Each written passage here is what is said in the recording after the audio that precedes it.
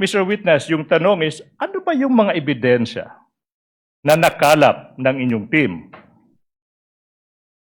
One of the pieces of evidence that we gathered during our investigation is the video of the November 23, 2024 online press conference held by the Office of the Vice President, which was posted on the Facebook page of Harry Roque, sir.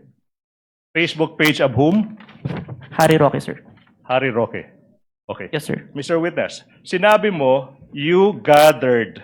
And then sinabi mo kanina, pag sinabing gathered evidence, sinabi mo, you viewed, identified, preserved, collected, and authenticated. Preserved, collected, and authenticated. You mentioned the term preserved, correct? Mr. Witness, yung tanong now is, ano ba ang ibig sabihin when you quote preserved, unquote the evidence? It means that I ensured that the evidence will be accessible at any time, sir.